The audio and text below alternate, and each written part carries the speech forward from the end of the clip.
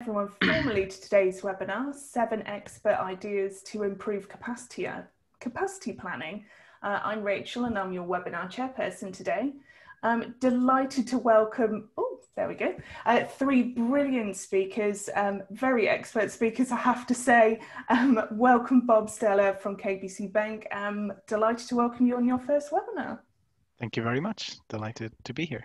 For people who missed earlier, would you like to give a bit of an introduction? Sure. So I'm Bob Stella, and like I says, I work at KBC Bank Ireland now as the planning manager. But I've been in planning for about 17 years in outsourcing first, and then in-house contact centers, large and small, multinational, multi-channel, etc. So hopefully I've got something that you can something to share that you can all relate to. Brilliant. Well, welcome. And welcome back to Vossi Gordon from Avocado 55 Limited. Welcome back, Vossi. Thank you. Thank you for having me. Oh, delighted. And would you like to give a bit of an introduction as well? Yeah, sure. So, like I said before, Bob and I have most probably got a similar career path.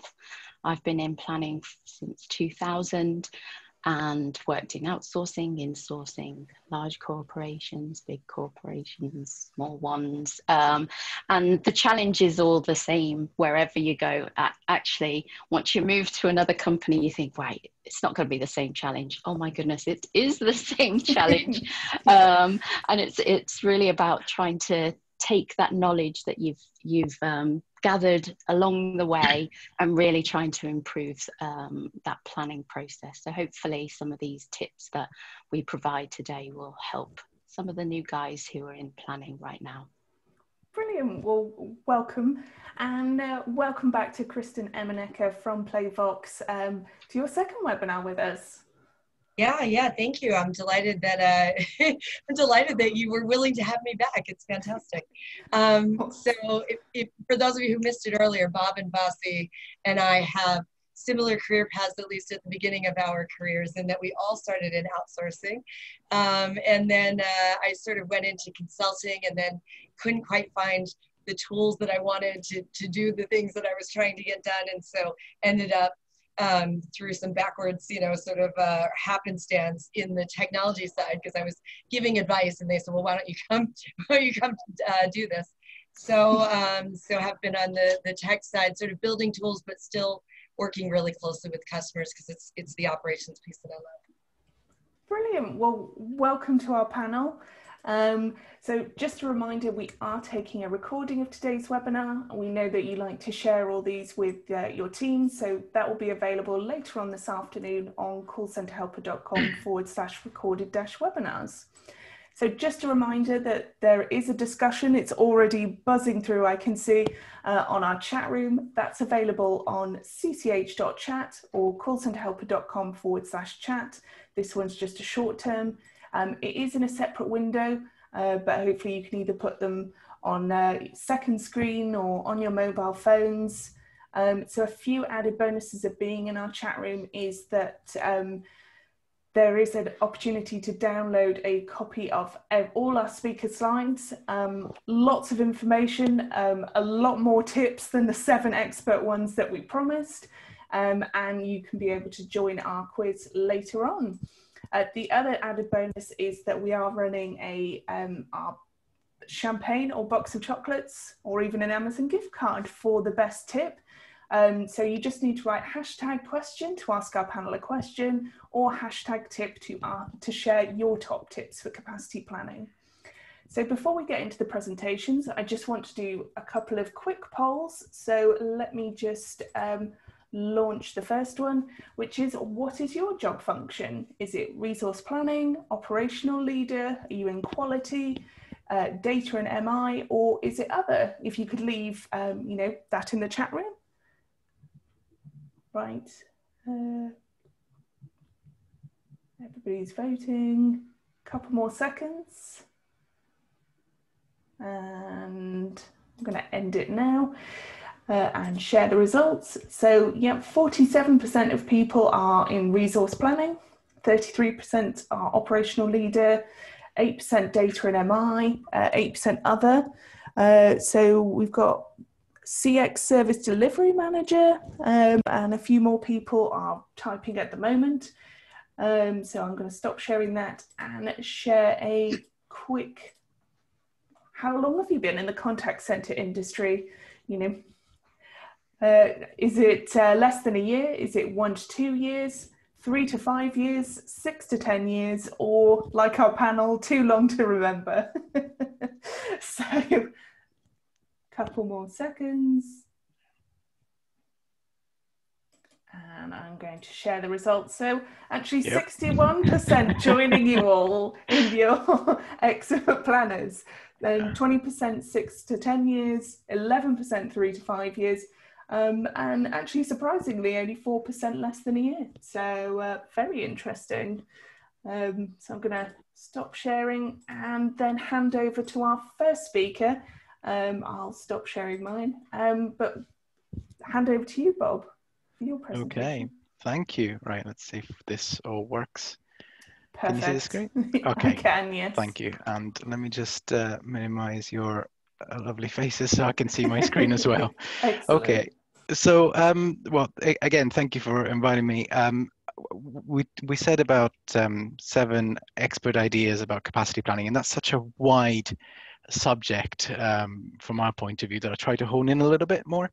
And so particularly my tips will focus on influencing strategies or influencing strategy through our work as planners, right? How do we go about changing the way the company thinks and behaves? How do we make our things land? Because, you know, one of the ingredients is to do something amazing. Think up a great idea, all right? Research a new way to use a workforce management system or a different way that you can schedule for people. But ultimately, the best idea in the world will mean nothing and will just get you frustrated unless you can get people to trust you and your ideas, understand it, buy into it, and help you actually implement it. And this is an area that as planners, we're probably not experts about. And that's why I wanted to focus on that. So my first tip for influencing is to be the keepers of truth. And, you know, maybe this picture is a little bit over dramatic, but it's really important to me that we maintain integrity as planners. And I always say this to my teams: be the keepers of truth. And what it means is that we shouldn't go about changing history just to justify an event. If your data says this happened, that happened.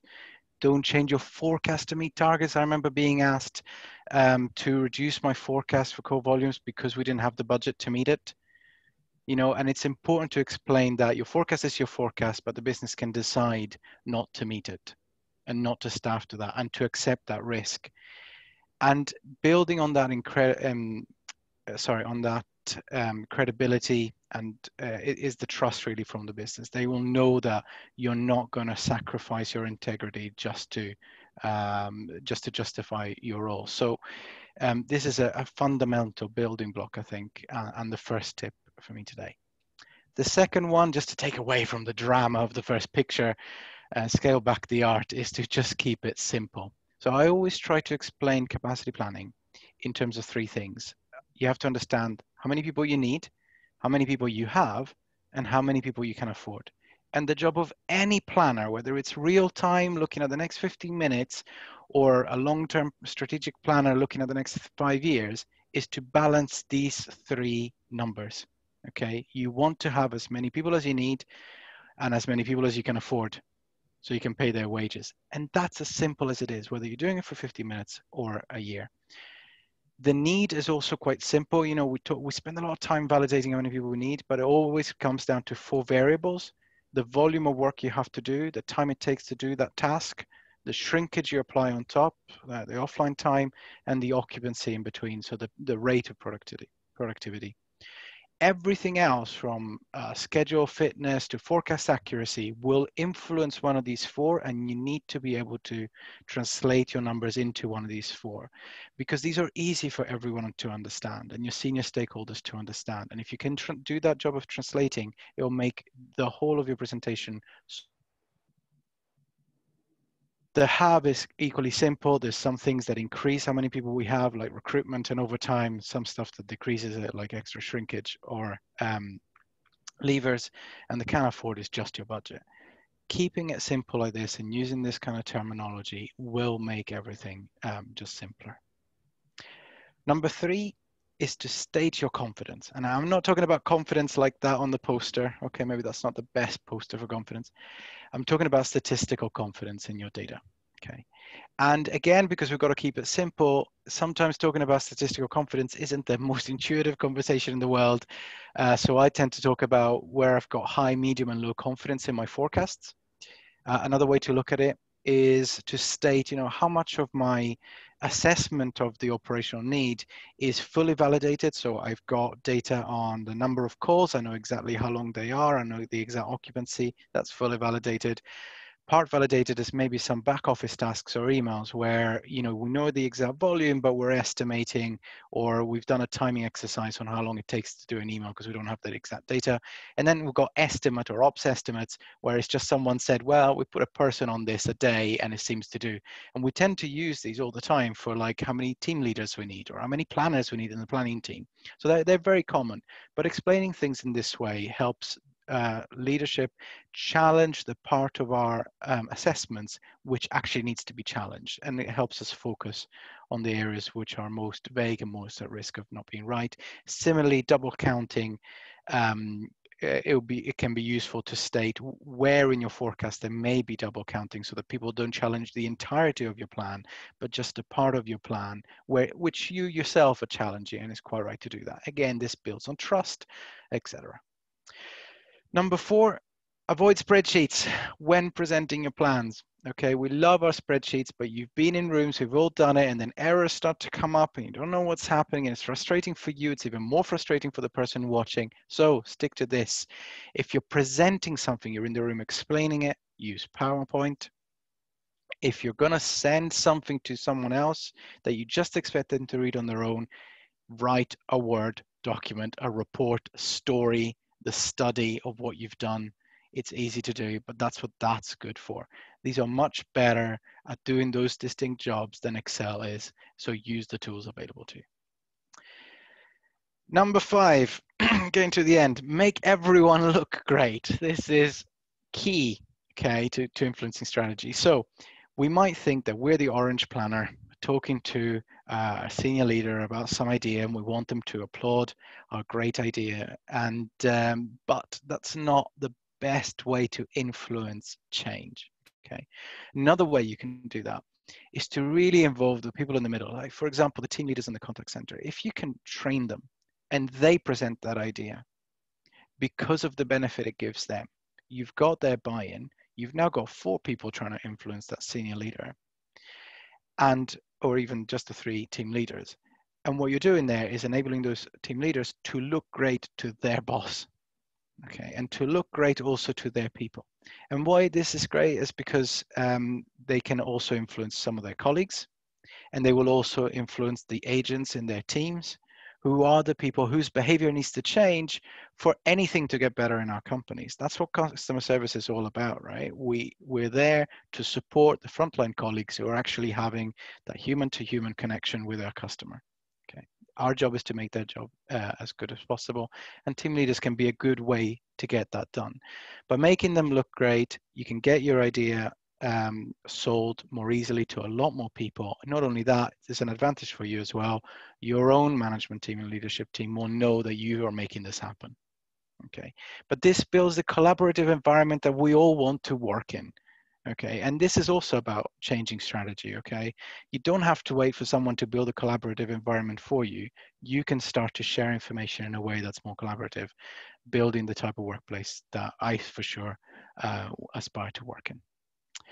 Right, number 6, track decisions all the time. And if you want to keep things simple, like for example, trying to understand how do senior leaders decide whether to approve or not your recruitment plans, or think about who is making the decision, what kind of inputs and information do they have to consider, what outcome do they want, what's their objectives, and also what makes them look good in front of their leaders' eyes. And that all together will help you understand what influences the decision and can prepare you better. And I remember using kind of something like this, trying to think about my recruitment planning meetings and figuring out that actually If I sold it as a recruitment planning meeting, senior leaders didn't attend. But if you said, this is the meeting where you find out if your current plans, your recruitment plans, etc., are on track to make you hit all your objectives on budget by the end of the year. And if it doesn't, we can help you change things so it does again. Now that's a better meeting for senior leaders to partake in, and that gets the interest. And what's also important is that the planning team, with its access to the budget, the have, the need, is the only team that can forecast whether you're on track to do that anywhere in your organization. That's quite important, and it makes you more valuable.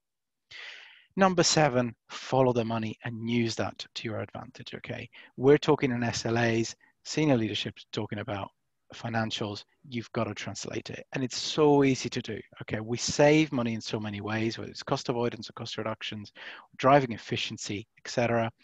But we can also help the companies make more money by increasing sales or looking at missed opportunities. How many sales calls did we not answer, etc., and the value of that.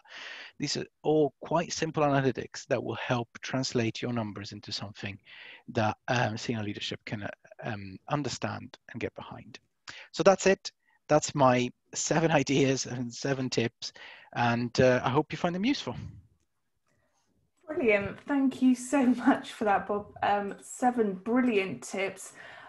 If you're in the chat room, maybe you could share in 1 or 2 words, what did you like best about Bob's presentation? I mean, my key takeaways were definitely avoid spreadsheets. You know, when presenting plans, you know, use PowerPoint to explain if you're in the room, or use a Word document to present your findings if, you know, you're sending it over to people. Don't change your forecast to meet targets, and admit your errors, and make everyone look great by enabling everyone to have better conversations. So, you know, thank you so much for that. And going over to our chat room now, we've got some top tips and questions from the audience. So a tip in from Jackie, which is reinvent yourself to avoid being surprised and resulting in being reactive versus proactive. Sophie says, separate the noise from the value. And Stephanie said, be approachable, try to lost the policing attitude and be friendly. So we've had a question in from Connor who said, how do you go about capacity planning for asynchronous messaging? I don't know if anyone had any thoughts on that one. Bob, any ideas? There's a couple. I haven't had the pleasure of doing this myself, but I know many that have. There's a couple of things you need to keep in mind. For example, so in asynchronous messages, there may be quite a big delay between a part of the conversation and then the second part. So it's important to set a time limit and so that you can define those as separate interactions and separate things. So for example, you might say, if it takes more than a minute of idle time before the customer replies, that's that task done, and then we start to plan it and count it again as a new interaction later. So you've got to be really careful about how your systems are tracking the number of interactions versus the number of individual customer chats. The way the handling time is measured as well, it is important to understand, and it varies from different systems. So be careful about these definitions. Then once you have that worked out, it is still, you know, number of tasks times handling time plus occupancy plus shrinkage. That's the maths. You can't go away from it.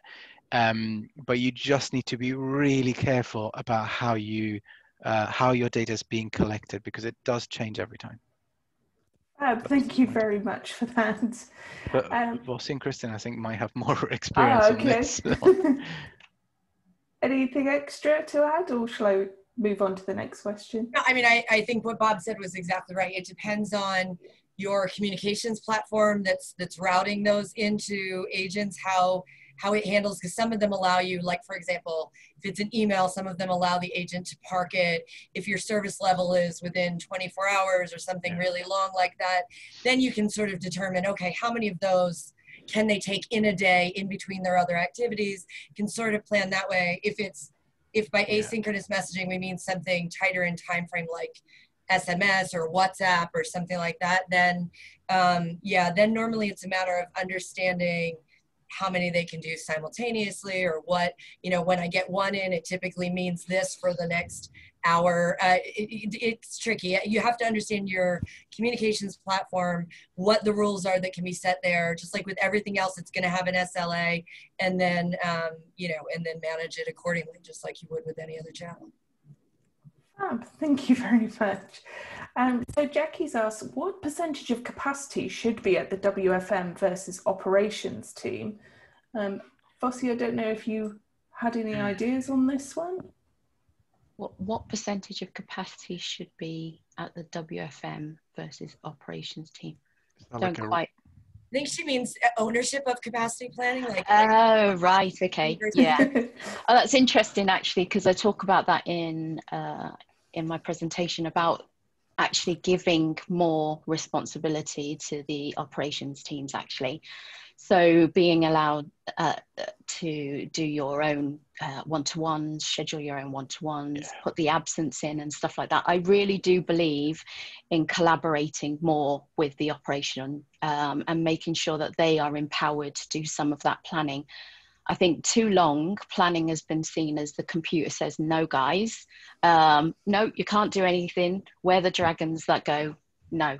And actually, if we want to build a better relationship with our agents, with our operation, and to collaborate, we need to get them to be part of the planning process.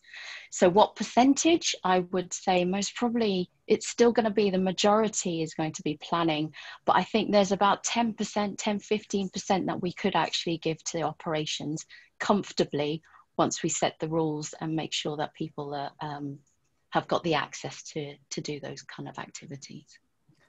I'd like to keep you all on your toes. Well, we've got more questions to come in and we'll come back to them. But Fossey, I think it's a great chance to take us through your presentation now. Sure, right. I'm just going to put my timer on so I don't waffle on. Just bear with me. Okay, let's have a look.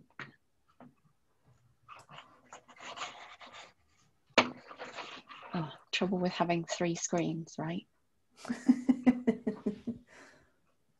Every planner, the 61% of you that are planners are going, yep, got to have 3 screens. Okay. Can you see my screen now? Yes, we can, yes. Right, perfect. So I'm going to be focusing on having an engaging scheduling process. So I'm just going to take us back a little bit. As soon as 61% of you have been in planning for a long time or in call centers for a long time. So if we can just play this. Don't put me on hold. Buying car insurance over the phone. It's all talk with those call centers.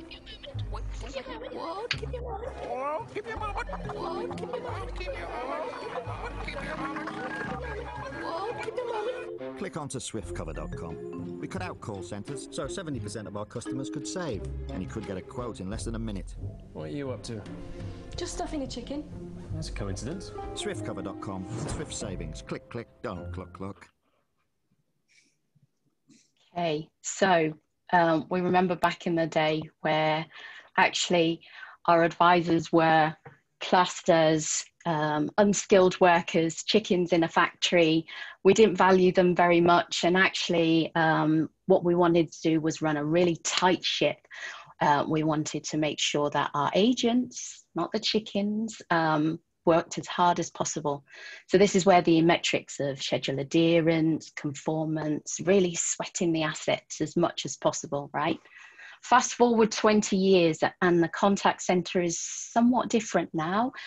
What we're trying to do is engage our workforce, because actually they're no longer doing change of address or, you know, those simple administrative tasks. They're actually dealing with complaints. They're dealing with complex issues with our customers. And that takes time to build that relationship and that knowledge about the business. So what we don't want is we don't want them to leave 6 months after being trained and when they become competent. What we want to do is we want to save them. We want to keep them. We want them to keep them engaged. So what does that mean for planning? Well, it's got a huge amount to do with planning.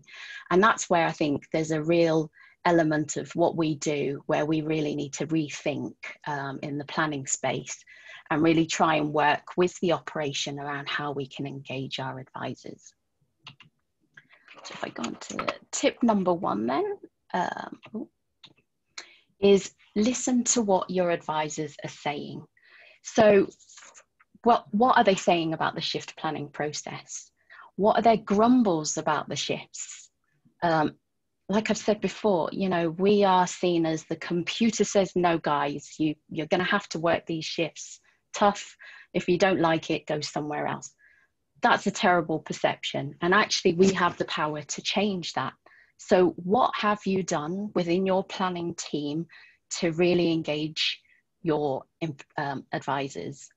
If you haven't already, and what I would strongly advise is start running planning forums within your organization around what advisors hate or dislike or would like to change about the scheduling process. Is it that they get not enough notice, the shifts aren't great, they don't want to work rotations? Listen to them. Because in the teams that I've worked before, I think we roll our eyes and go, oh, they don't like the shifts. Well, what can I do? Well, actually, you can do a lot.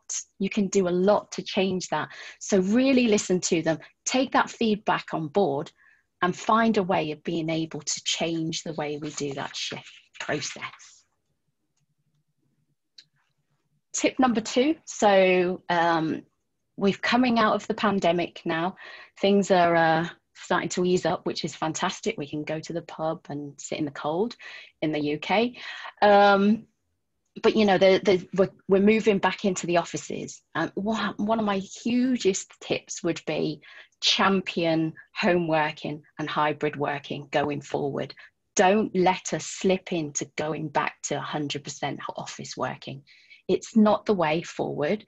You've got the data, you've seen what's happened in the last year, and you know it works. Like Bob said, get the data together and show absence has gone down, attrition has gone down.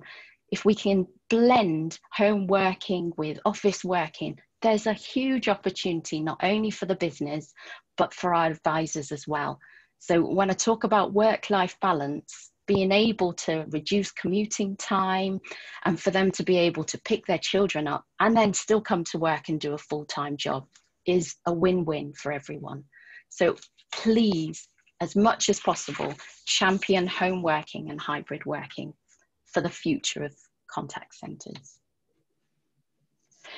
Tip number 3 is challenge your scheduling beliefs. And what do I mean by that? Right, well, for the last 20 years, rotational shift patterns have been the one and only option that we use for full-timers. We might tweak around the edges and have some fixed shifts and a few other creative ideas, but everywhere I go, it's rotational shift patterns. There's got to be a better way. So challenge yourself around finding better ideas and using your systems to find those other ways, of creative ways of scheduling. Because I'm not being funny, as a scheduler before, you know, I started as a scheduler, and running a shift and a rotation and tweaking it because someone's left on rotation 1 it's not very interesting. So wouldn't you like, as a role, to be able to delight your advisors and be part of the process of keeping them and helping them to have a better work-life balance? I'm sure you would. Tip number 4 then is build a scheduling toolkit to fit the new way of working. So if we are going to go down a hybrid or a home working solution, then this is the ideal opportunity for you really to get creative. What can you do differently? So hybrid shifts where part of the time you work in the office, in the morning, go pick your children up, do the tea, and then at home you log on and you do 4 hours and you've worked full time, yet you've blended it with your own life, being able to sort of like do the things that you want to do outside of work. And that's got to be the way forward. There are other things around maybe having full-time weeks where it's fully flexible, but you're at home. You could do bursts of 2 hours here and 2 hours there, but you know you have one flexible week where you can actually work in your pajamas at any given point, and you know that you're providing a great service to your customers because you're there when they need you, but actually you're at home and it's a relaxed environment where you can actually do a couple of hours here and there in between having a cup of tea and maybe doing a bit of dusting, right? It's got to be the way forward. Tip number 5 then is maximize and utilize your WFM to the max. Now, what am I saying about that? I already know that there's a lot of you out there who still don't use shift preferences, shift bidding. Is your app enabled so that your advisors can look at their shifts? Have you not really got round to doing that yet? In some systems you can do overtime preferences so that actually when you run the shifts, you can do the overtime at the same time. Fantastic, great. And sickness options. How do people notify you of sickness? Are you still using a hotline? There are ways you can use that WFM. So if you're not maximizing it, please get some training days, get out there, work out what you're not using and really maximize it, because this is the right time now to be creative with your scheduling and to maximize the use of your WFM. And let's be honest, if your WFM doesn't do what you need, go out and look at what else is in the market, because there's some great technology out there at the moment. Tip number 6 is what we were talking about before, which is empower ops in the planning process. Now, there are a number of ways to do that. As a planner, scheduling all of those one-to-ones only for them to be cancelled or moved because it doesn't fit in a team leader's diary because they've got other meetings to go to is a waste of time. Give the ops managers the ability to be able to do their own planning and their own diaries for their own agents. You can set rules so that it doesn't affect service, but open it up and make them part of the process so that there's a shared responsibility on hitting your KPIs, and then they feel part of the planning process. And one of the things that I've seen recently is actually in some systems, the advisors can do some self-scheduling, so they can schedule and change their own lunches so that they can go with their friends to lunch. That again makes the whole planning process more engaging, and we have to do everything we can to make this a better way of working.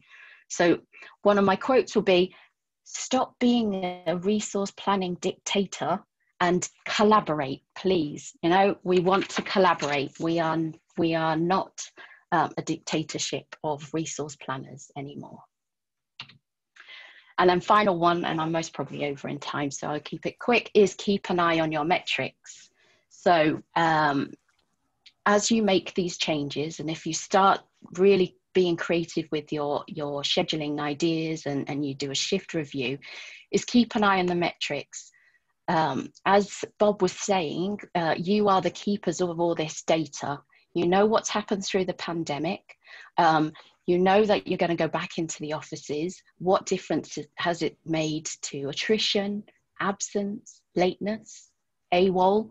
What are you seeing? And what are you doing when you make these changes? Are they having a positive effect? And if they are, what is the cost benefit? So if you want to be able to sell this, like Bob said, you've got to put some money, some financials together for the leaders of the contact center, so that they can really see that actually all of this engagement, all of this collaboration actually has a financial benefit for them as well.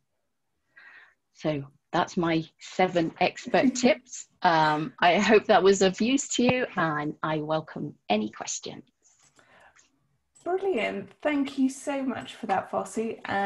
So we are going to come to our quiz. So just a reminder, you need to be logged into our chat room. So callcenterhelper.com/chat, or just type in cch.chat. And while you're there, maybe you could share in 1 or 2 words, what did you like best about Vossi's presentation? Some brilliant things. I mean, I really love the idea of a planning forum so you can listen to your team, build a scheduling toolkit. So thinking about split shifts and hybrid working and all the ways that you can use it, and utilize your WFM to the max. What don't you use and that could help engage your staff? You know, brilliant ideas. Thank you so much for that. Over to our quiz. Just a reminder that the quiz buttons are in our chat room. You just need to use A, B, C, or D, and for the corresponding answers. So I'm just going to pull up our quiz. So we've got about half the people logged into our chat room that are on the webinar. So I will give you a few more moments to log in. So it's callcenterhelper.com/chat, and get ready to vote with these buttons at the bottom. So, okay, I'm going to start it. So true or false, occupancy and utilization measure exactly the same thing. Is it A, true, or B, false? So is it true or false, occupancy and utilization measure exactly the same thing? So it's A, true, or B, false. So remember to use your buttons in the chat room. Last few seconds. And I'm going to go on to the next. So most people getting that one right. The correct answer is B, false. Occupancy differs from utilization in that occupancy considers only live logged in time, but utilization considers total time at work, including internal shrinkage such as training. So which of the following is not a call center forecasting technique? Is it A, ARIMA, B, multiple temporal aggregation, C, time banking, or D, triple exponential smoothing? I think everyone's trying to make me stumble over all of those. So which of the following is not a call center forecasting technique? I'm going to have to say them again. Is it A, ARIMA, B, multiple temporal aggregation, C, time banking, or D, triple exponential smoothing? Whew.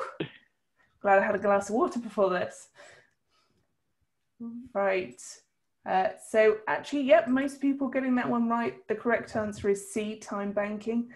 More commonly known as annualized hours, is a popular contact center shift method, not a forecasting technique. Connor's still at the top. Let's see how the leaderboard changes. What is the industry standard service level for live chat? So is it A, 80% of chats in 20 seconds? Is it B, 80% of chats in 60 seconds? Is it C, 90% of chats in 20 seconds? Or D, 90% of chats in 60 seconds? Yep, well done if you get this one right. We're hoping so because it is from one of our reports that we did at the end of last year. So what is the industry standard service level for live chat? Last chance. And actually, congratulations, 20 of you actually got this one right. The correct answer is A, 80% of chats in 20 seconds. As you can see from the chart, the largest bubble forms around the data point where 80% of live chats are answered in 20 seconds. Slight change at the top. So last question. According to our readers, what is the biggest contact center scheduling problem? Is it A, absence and lateness, B, forecast volatility, C, holiday requests, or D, meeting service level? So according to our readers, what is the biggest contact center scheduling problem? Is it A, absence and lateness, B, forecast volatility, C, holiday requests, or D, meeting service level? So last chance. And yep, most people getting that one right. The correct answer is B, forecast volatility. While the largest percentage of our readers believe forecast volatility to be their biggest scheduling problem, the other problems were also in the top 4. So the winner is Ricky 3. Congratulations. We will be in touch later on this afternoon to arrange your prize for you. So I'm now going to go back to our slides and hand over to Kristin Emeneke from Playvox for your presentation. Great, thank you. So, so I took a bit of a longer term view since we had such great insights from, I love this panel, by the way, since we had such great insights from Bob and Vasi, I thought, you know, maybe I would focus on some of the things that have historically tripped me up when it comes to, especially thinking long term, right, about what it is that we need. And so, so I love the fact that you guys are getting, we promised you 7 tips and you're getting 7 times 7 times 7. So you're getting 21. So 3 for 1 is a pretty good deal for those of us who like numbers. So I wanted to, starting on slide 2 for some reason, I wanted to start by talking about just that, you know, long-term view, but also medium-term and short-term. We're all used to taking a short-term view of staff requirements. I would say one of the things that many of you are used to doing, but some of you may not yet be, and certainly coming out of this pandemic, I would encourage you to take a look at it, is taking a view of, we'll start with short-term, staff requirements by channel. So understanding, are your advisors or agents, are they cross-trained? Are they able to handle multiple channels? What sort of volume do you have coming in on each of the channels that you handle? Have you experienced during the pandemic channel shift? So volume may be coming in, it's usually not 1 for 1, but volume may be coming in higher in digital channels or via the web, via chat, as an example, than what happened historically. And so does that change? Now we move to medium, right? Does that change medium term? Like, you know, do we need to do some additional training to cross-skill agents on being able to handle these other channels? Do we need to long-term think about, you know, key skills for our hiring profile? Are there different things that we need to look for in terms of more written language as opposed to spoken language, perhaps? So things to think about: medium, short, long-term view, but look at it by channel and understand how those are blending together and how you predict they're going to blend together. That will have an impact on your capacity plan. The second tip from me is, I said, for those of you who were around at the beginning when we were talking about top challenges, right? I said my number one challenge was, I feel like, was always budget. I would definitely encourage you to, if you're trying to hit a service level, the company's not ready to give on that service level, but we've got maybe budget shortfalls. You know, as Bob said, here's the truth, right? I can't change the truth. Is there a way to explore shared resources for overflow with back office, with other subject matter expert teams? Keep that in as an option. Have those conversations. I think if there's one theme you can take away from today that we're all talking about, it's utilize those other members of your organization, of your team, the ops staff, even extending into other departments like back office. How can we work together? The third one is, when you're thinking long-term planning, right? Involve the volume generators in your planning. So depending on the nature of your contact center volumes, or, you know, if you're doing tech support, work with engineering, understand what product releases, what's that calendar look like? What do we typically see after those releases? Can I, you know, should I be adjusting my schedule or my capacity plan based on that if we've got a huge launch this year? Sales, look at the marketing calendar. When are they running campaigns? What's happening? Are there things that historically have been big volume generators? Service, you know, are there planned website changes? That is frequently overlooked and it drives a lot of traffic. Billing changes, that sort of thing. Any big sort of notice, increased pricing, changes to the way we're doing things, anything that historically we know may drive volume into service. Understand from those volume generators what they're planning and when, and try to stay in touch with them throughout the year. I also, in sort of keeping with those conversations that we had at the beginning of what are the biggest challenges, the other big challenge that I always had was when my capacity plan got thrown out the window because hiring times took longer than expected because turnover was higher than expected. And so for whatever reason, the staffing that we had planned was not matching the model that had been built, and we needed to make some adjustments. So this is one of those tips that I have used for a very, very, very long time, but it's one of those that is sort of an oldie but a goodie, and here's why. Because it's likely leveraging things you already have, like your organization is already doing. So you probably are doing some sort of quality monitoring, right? You probably have some team that's doing that.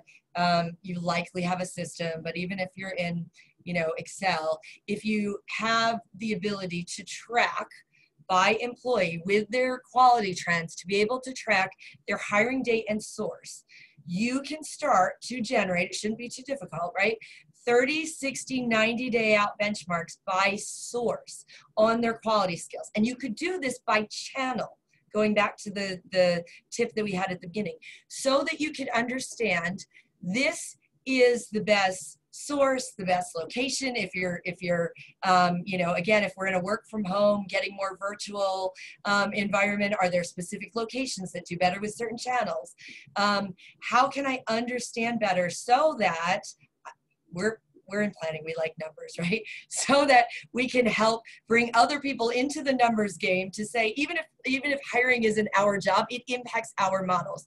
So how can we help generate that dialogue to say, hey, maybe there are some things that we can do to ensure that we're getting the right people in that are going to stay and that are going to bring us the right level of quality. Sticking with that sort of hiring theme, because I do think that can really screw up your models pretty easily. Right now, one of the big conversations I've been having with people as we're thinking about longer term, right? Vasi talked about encourage that work from home, and I completely agree. Work from home hybrid and get higher caliber skilled workers who want more flexibility, and you really are able to tap into an audience that frequently in the past was not necessarily accessible for contact center advisor work because of children or because of different schedules. So definitely take advantage of that, but add that work from home fit to your assessment. So as you're having these conversations, again, if this becomes an issue for you, if you're finding that you're not getting the right type of staff, talk about, do we do hiring assessments in almost every contact center? The answer is yes, to some degree. The vendor may have, or you may be able to pull down online if you need it. I can send you something, but look for some profiles on work from home fit. Make sure you're hiring people that are a good fit for whatever your model is going forward. The next tip that I have is around, again, sort of hiring, recruiting, and retaining. So again, they impact our capacity plan. Impact our capacity model. Gen Z is coming, right? We're predicting that by 2025, there'll be 20% of the workforce. We will feel them more, typically, or we will feel them first in the contact center before a lot of other departments in the company feel that influx of workers. So keep in mind, when it comes to recruiting and engaging and retaining Gen Z, we know that this is a generation that is all about mobile. So again, if your mobile app hasn't ever gotten around to being turned on through your WFM vendor, turn it on. This generation needs to be able to work with you, communicate with you in a mobile way. They need things that are personalized. So look for personalization in the tools that you use as much as possible. And they need values forward in the company. So again, as a member of that sort of operations leadership team, you have a voice when these things come up. Talk about how can we think about what we stand for? What's our purpose? What values do we believe in? What philanthropic can we do? These are things that help us to retain strong staff, that give us better numbers, that help our service level improve, and that, with that we all win. So thanks so much for having me. Fab. I think you were missing a tip, actually. Oh, 6, and I promised 7. You're right. There we go. Don't forget your last tip. Also, don't forget the back office. I was like, oh, I did so well on time. From a back office standpoint, again, I think it's really important to give capacity planners and workforce managers in the contact center a career path. And sometimes that career path is more evident than you realize, or that sort of purpose within your company. So understand what's happening in your back office functions, even if you don't have direct ownership over them. Remember that frequently what happens in the back office impacts, again, our plan. So that can drive longer handle time. It can drive different volumes. If they're not staffed properly and they're getting backed up, we're going to get more, chats and calls and visits into our contact center. So you leverage your knowledge, right? Most of the time in the back office, they don't have a long tradition of mature workforce management and capacity planning. So offer to help and get involved, and you'll be amazed at how good you'll feel from helping, and also sort of the benefit to the company and the potential career path for you. Thank you very much for that, Kristen. Yeah. So we're now going to come to a poll and ask, would you like to hear more about the Playvox solution? So I'm just going to put that on the screen now. Kristen, brilliant takeaways from your presentation, and another brilliant presentation, about Gen Z is coming. How can you entice them into the business? And not just entice them, how do you keep them? Involve the volume generators in your planning. So, having worked in marketing, I know what it's like when we're going to drop something, actually make sure that everybody in the business knows, that you're changing the website or things like that. Work from home, how does it fit with your candidates? So really look into that. So thank you very much for that. So we're going to come over to the chat room. Lots going on, I can see. So let's try and whiz through a load of tips.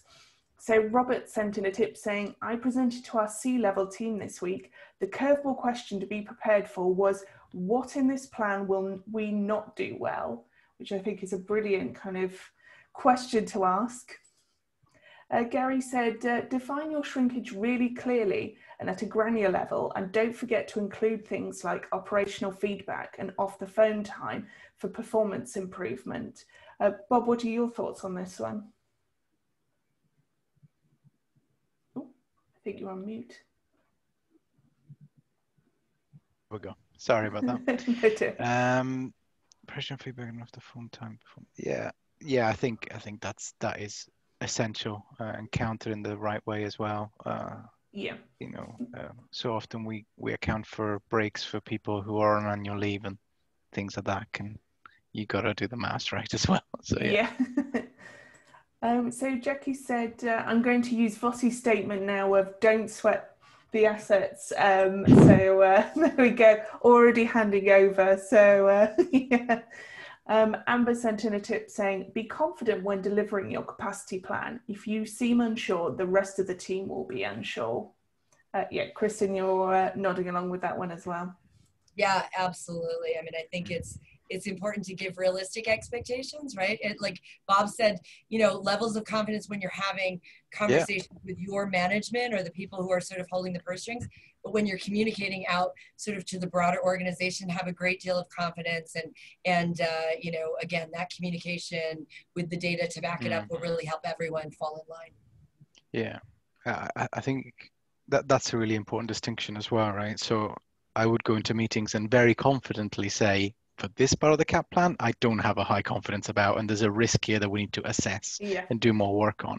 But you can say that confidently, absolutely. Brilliant. So we've had a question from Jess who said, how has COVID changed the way you forecast? Vossi, I don't know if you had an answer to this one. Well, to be honest, it's like Bob said, the volatility that we've seen in the last year, it's kind of, we don't know what we don't know, right? And it's been a crazy year, especially with one of the clients that I'm working with that actually has seen an absolute massive growth in demand through COVID. So every month we've been doing everything on the fly, and I'm really sorry to say that there isn't any great way of forecasting, because as we come out of lockdown, volumes have changed. Then when we've gone back out a little bit, it's changed again. Going back into lockdown, it literally is so volatile right now. So I feel everyone's pain, because it's a tough time. And when we go back to normal, if we kind of like go back to I think it might be a new normal, the likelihood is we'll have to cancel out the last year when it comes to looking at historical data. Yeah. So Sophie said, shift planning, we use a rolling rota Excel, which will vary occasionally and is a bit time consuming. Any great scheduling software ideas out there? Kristen, I don't know whether you wanted to take this one. I mean, obviously you should come talk to Playmax. No, I mean, absolutely. There are, in fairness, there are several that would support that. We would love you to talk to Playmax, but I'll let Bob and Basti talk about their tips as well. So from my perspective, it depends what size organization you are to what I would recommend.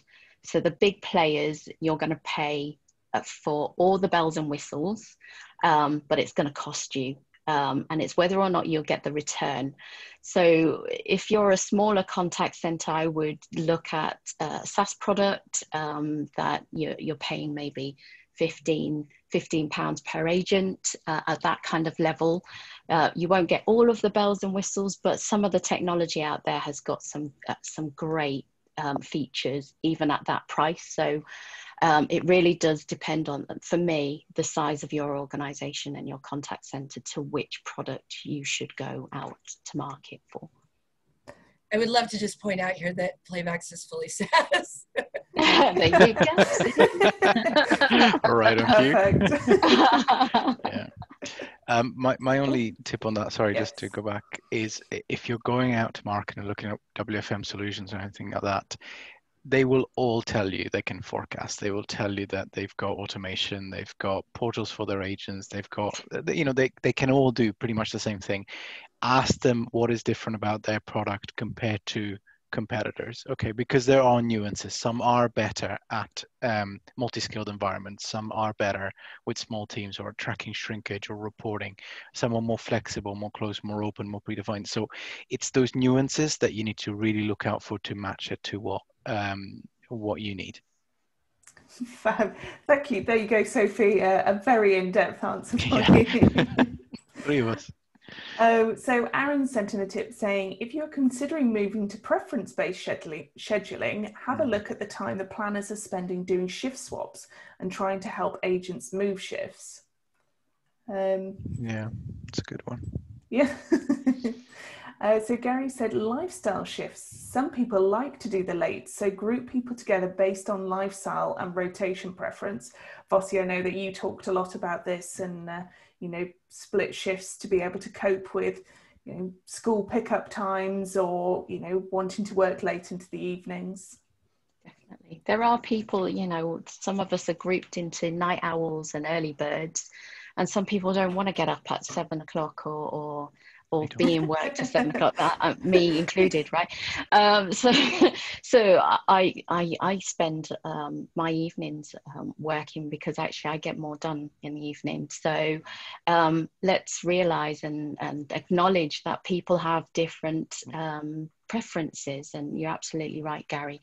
We should listen to them, find out what their preference is, and there will be groups that will do those unpopular shifts. So. Yeah. Definitely agree. I think to Kristen's point as well, work with your recruitment team to attract people. If that's where you've got gaps, we're lucky enough that we live in an industry where we've got high attrition, so we can often replace leavers with people that fit the gaps in our schedules quite well. Brilliant. Well, unfortunately, we've reached the top of the hour. As you can see, hundreds more questions. So hopefully we will try and come back to them at some point. But if you could write in the chat room in 1 or 2 words, what did you like best about today's webinar? The winning tip comes in from, oh, well done, Gary.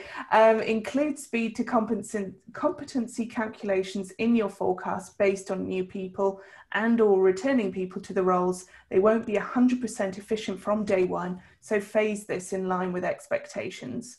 Well done, Gary. We will be in touch after the webinar. Just a reminder, if everyone could complete the survey when you leave the webinar, it's only 3 questions long, and it just really helps us to know what good things we're doing and some feedback. A reminder that we do have our replay. It will be available later on this afternoon. Slides will be available in the next kind of quarter of an hour, depending how quickly I can do it. We will be back for our final 2 webinars over the next 2 weeks, but to our speakers today, thank you for a brilliant presentation. 21 tips instead of 7, definitely a bonus. So thank you to Bob Stella for your presentation. You're welcome.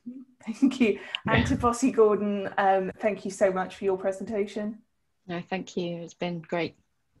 Fair. And finally, Kristen Emeneka from Playvox, thank you so much for joining us. Thank you for having me. Brilliant. So we will see you next week. Thank you very much. Bye, everyone. Bye. Bye.